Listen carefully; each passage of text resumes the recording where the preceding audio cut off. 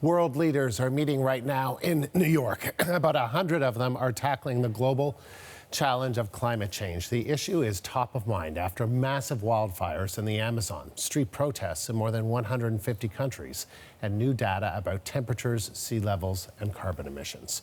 Earlier today, 16-year-old Greta Thunberg, who's become the face of climate change activism, delivered a speech. Here's a bit of that. This is all wrong. I shouldn't be up here. I should be back in school on the other side of the ocean. Yet you all come to us young people for hope. How dare you? You have stolen my dreams and my childhood with your empty words, and yet I'm one of the lucky ones. People are suffering. People are dying. Entire ecosystems are collapsing. We are in the beginning of a mass extinction, and all you can talk about is money and fairy tales of eternal economic growth. How dare you?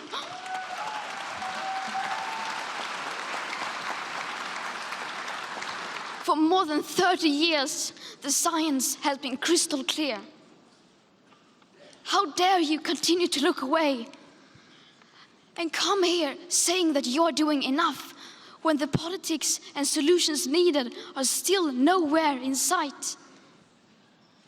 You say you hear us and that you understand the urgency. But no matter how sad and angry I am, I do not want to believe that. Because if you really understood the situation and still kept on failing to act, then you would be evil, and that I refuse to believe. And the CBC's Stephen D'Souza is on the story live from outside the UN in New York. And Stephen, you know, my small little test is in the newsroom when you see people kind of turn to the TV and pay attention to what's happening. Thunberg's speech, it was one of those moments because of the passion. How did the people in the room where Thunberg was speaking react? Well, it's interesting, of course. This is the United Nations where diplomatic niceties rule the day. You know, countries are loath to criticize others directly, yet here you have a 16-year-old Swedish teenager who began with a solitary protest last year, culminated on Friday with hundreds of thousands of students, millions around the world protesting in the global climate strike, delivering a very impolitic but direct message to world leaders and being very forthright, very direct. And that took a number of people off guard, just having a conversation with a couple, including Canadian Valérie Plante, the mayor of Montreal. She was there speaking on behalf of cities, and she said that, of course, she was surprised by the tone, but also was proud of what Greta Thunberg had to say and its effect it will have on politicians like her. Take a listen to what Valérie Plante had to say. It was quite strong, saying like, how dare you? It was a very strong message, but I understand what she means because ultimately we need to think ahead of the future generation, and as political leaders, this is what we should have in mind all the time, not only the today, but the future. Now, it's interesting, a number of countries did come with concrete promises for action here at the summit because that's what the Secretary General wanted. So we have countries like Finland and Germany saying they're going to ban coal within a decade as well.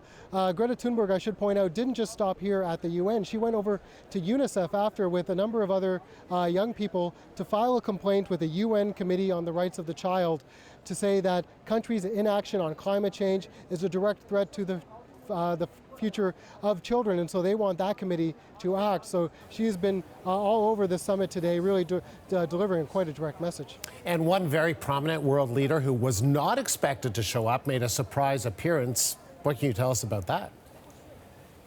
That's right. It's interesting, of course, Donald Trump looms large over this summit because he's not officially taking part, but he did arrive at the UN this morning, and interestingly, Greta Thunberg was there when he arrived. And so we'll just show you quickly Donald Trump walking right by, getting the attention of all the reporters, talking about other issues not directly related to climate.